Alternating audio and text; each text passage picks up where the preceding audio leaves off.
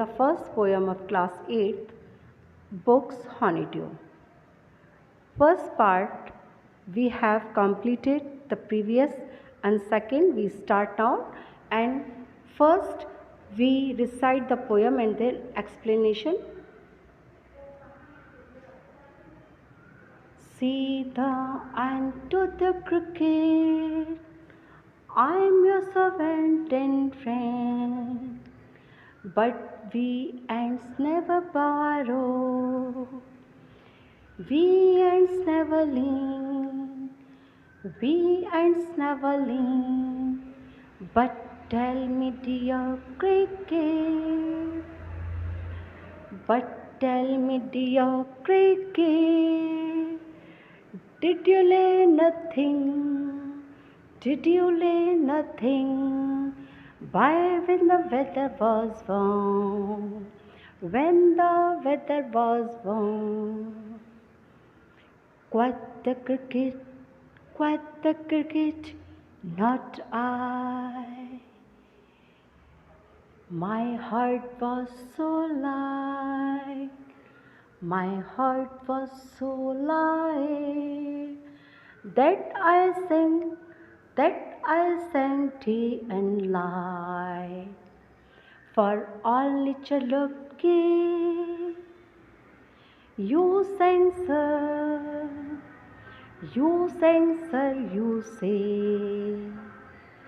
Go then, say the end, and dance the winter away, and dance the winter away. Thus ending,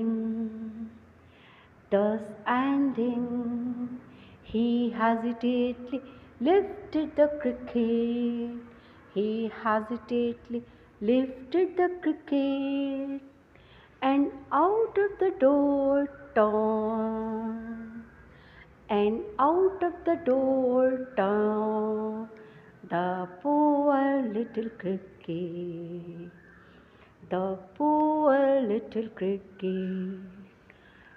False call this a fable, false call this a fable. I will warrant it true, I'll warrant it true. Some crickets have 4 legs, some cricket have 4 legs, and some have a 2, and some have a 2. That's all. It's adapted from Aesop's fable. Aesop's fable से ली गई है. And then start the explanation of this poem. Says the ant to the cricket, I am your servant and friend. चींटी जो है एंट, वो cricket से कहती है कि मैं आपकी दोस्त भी हूँ और आपकी सर्वेंट भी हूँ, गुलाम भी हूँ. But we ants never borrow, we ants never lend. लेकिन हम जो चींटियाँ हैं वो किसी को उधार नहीं देती कभी, और ना ही उधार लेती हैं. लीड्स माने लेना, उधार लेना.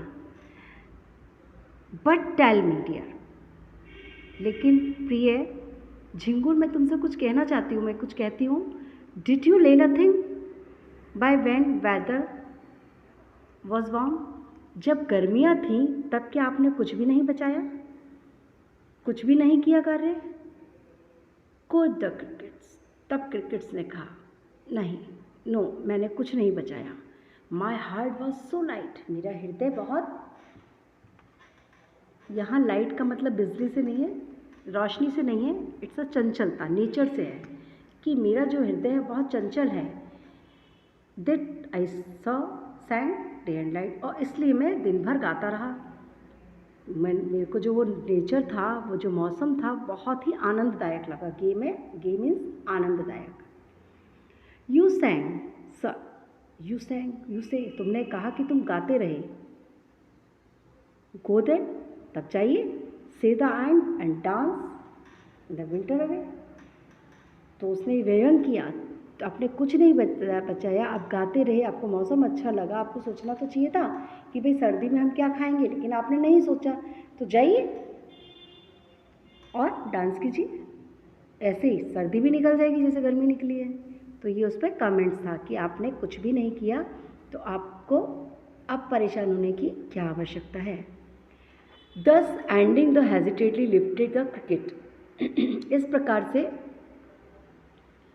उसने इसको समाप्त कैसे किया, उसने उस छोटे से दरवाजे को उठाया और turn the poor little cricket, उसके सामने उसको रख दिया, यानी उसको उठा के बाहर फेंक दिया और उसके सामने अपना दरवाज़ा लगा दिया। इट मीन्स किसी के मुंह पर दरवाज़ा बंद करना यानी किसी को बाहर निकालने के इक्वल होता है। Folk calls this a fable, I will warrant it true. ये लोग कहते हैं लेकिन कि ये नीति है, मैं भी इसको सही मानता हूँ। सम क्रिकेट्स हैव 4, कुछ क्रिकेट्स झिंगुर के 4 पैर होते हैं लेकिन कुछ के 2।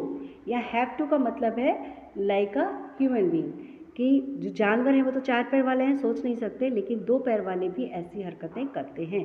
तो उनके लिए भी नीतियाँ हैं कि जब समय है तो आप वर्क करिए, आपको कुछ ना कुछ करते रहना चाहिए। तो स्टूडेंट्स, आज जो पीरियड है वो हमारा घर पे बैठ के आराम से बैठने का नहीं है, उसमें भी हम कुछ ना कुछ कर सकते हैं, स्टडी के रूप में भी और कुछ क्रिएटिव काम भी कर सकते हैं। तो हमें ये समय गंवाना नहीं है। It's a comment of human beings. Then now homework. Lends मैंने उधार दें, ले बाय बचा कर रखना, कोथ मैंने कहा, लाइट मैंने चंचल, हैजिटली मैंने शीघ्रता से, विकेट मैंने छोटा दरवाज़ा, फॉक्स मैंने फॉल्स मैंने लोग, फैबल मीन्स नीति कथा और वारंट मैंने मानना। Next question answer. Find in the poem the lines that means the same as neither a borrower nor a lender be. मतलब ये लाइन जो है उसका अर्थ क्या है, वो क्यों कही गई है। द फॉलोइंग लाइन्स मतलब किस लाइन के अंदर ये हमारा अर्थ सार्थक हो रहा है।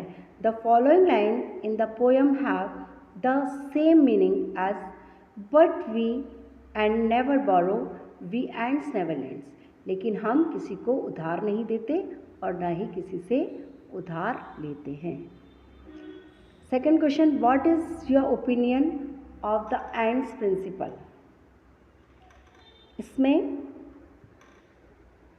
सेकेंड क्वेश्चन के अंदर चीटी के सिद्धांतों के बारे में आपकी क्या राय है, यानी हमारी राय पूछ रहा है लेखक। The ants principle are quite appropriate those who do not care for their future can face difficulties in odd situation, so the ant wants to teach a cricket a lesson to remember. ये बिल्कुल सही है, चीटी के सिद्धांत से बिल्कुल हम सार्थक है, बिल्कुल सटीक है। जो अपने भविष्य की परवाह नहीं करता उन्हें ऑड परिस्थिति में, विषम परिस्थिति के अंदर कठिनाइयों का सामना करना पड़ सकता है। इस प्रकार झिंगुर को भी एक सबक सिखाना आवश्यक था। Next question, the ant tell cricket to dance in winter away, do you think the word dance it appropriate here, if so Y.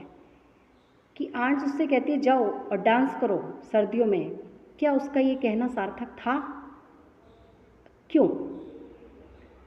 इसका answer, the word dance is appropriate here, the ant use the word dance is a satire here, as the cricket was singing in the summer and spring, so he asked to dance in the winter.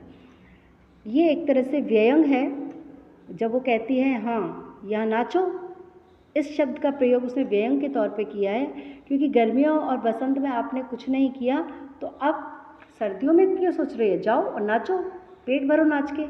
अपन कहते हैं ना कि भाई जो काम नहीं करता खेलता रहता तो कहते खेलो खेलो जाओ, अपना पेट भर लो खेल से, तो इसीलिए उसने यहाँ भी व्यंग ही कहा है। Which line in the poem express the poets comments. कौन सी पंक्तियाँ कविता में कौन सी पंक्तियाँ कवि की टिप्पणी को दर्शाती हैं, वो लिखना है। These lines are false, call this a fable, I'll warrant it true. Some crickets have 4 legs and some have 2. उन्होंने लास्ट की जो लाइन है उससे अपना पंक्तियों को शो किया है, अपनी टिप्पणियों को दर्शाया है कि 4 पैर वाले भी ऐसे होते हैं और 2 पैर वाले भी ऐसे ही हुआ करते हैं। Write the comments in your own words. I agree with the poet's statement. The story of the ant and the cricket is both true and adjugative by crickets having 2 legs. The poet indicates those person who is depend all what they earn and make merry. They don't care for the future.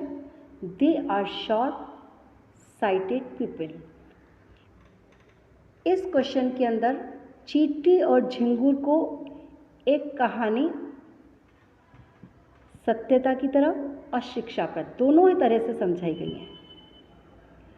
2 पैर वाले झिंगुर से कवि उन व्यक्तियों की तरह संकेत करता है, उन व्यक्तियों की तरफ संकेत करना चाहता है जो जितना कमाते हैं सब खर्च कर डालते हैं और मज़े करते हैं। वे अपने भविष्य के बारे में नहीं सोचते, जो गलत है। इसी को कवि जो है अपनी कविता के माध्यम में क्लियर करता है कि every person are alert in the present time because in future what we have done to think in the present time। ये माध्यम से यही समझा रहा है कि हमें प्रेजेंट में सोचना चाहिए कि हमें भविष्य के लिए क्या करना है।